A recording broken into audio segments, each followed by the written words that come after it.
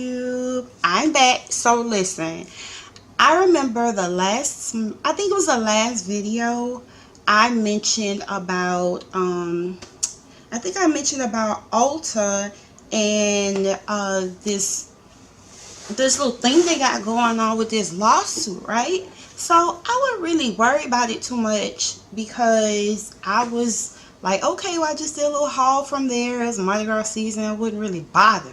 So got online and saw that Ulta actually is getting sued.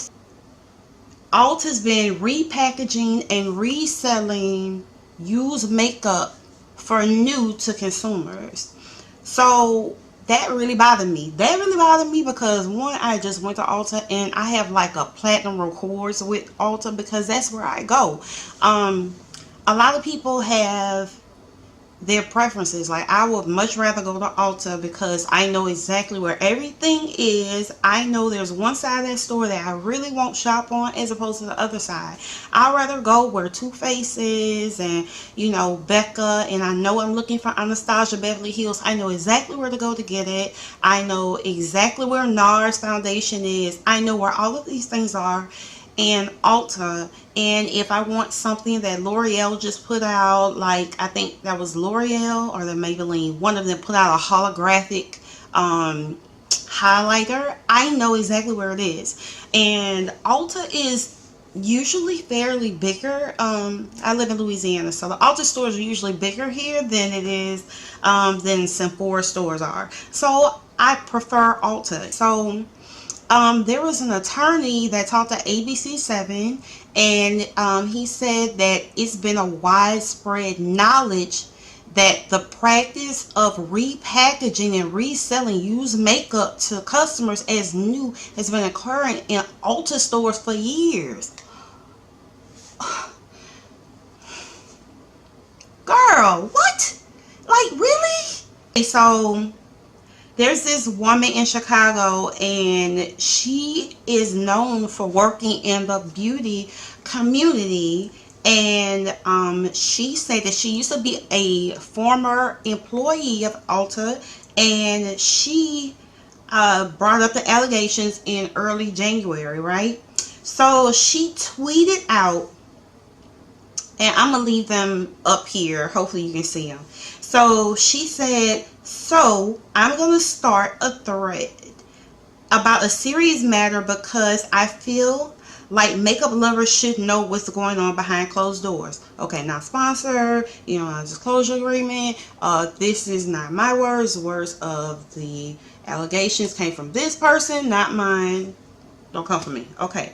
So she also says, so as a former employee at Ulta, and whenever a customer would return a product, we were told by managers to repackage, reseal the item, and put it back on the shelf. Girl, what? They would resell everything. And then she put in parentheses, makeup, hair care, skincare, fragrance, hair tools, etc. And as you can see by the tweet, this was January 9th of this year. And oh my goodness, I mean, I am like shocked. I really am. Especially on the fact that you have people like me. Like, I am not a beauty guru, but I do like to wear makeup. I like different things, and when they come out, I usually shop at Ulta to get it. And so I know that, you know, there are things there that I may have bought. They probably weren't, I didn't buy them as soon as they came out, but to know that somebody could have possibly brought it back and it's repackaged and I may have bought it. That really does something to me. So, she also said that makeup palettes, for example, were cleaned up so they looked new and returned to the shelf for reselling, and they were unsanitized. She then shared screenshots of other Ulta employees making the same claims. These tweets were cited in a class action complaint through Cook County, Illinois. Girl, this is a mess. This is a mess. Managers will take used products out of the damaged bin, and if they look good enough to resell, they'll put them back on the shelves and resell them so that they don't exceed their quota. And that came from the attorney talking to ABC7. I'm going to leave the link to this on the description below. And I am just like, of course, Ulta denies the allegations, and there was a spokesperson from Ulta, and I will read the statement and leave it up here as well.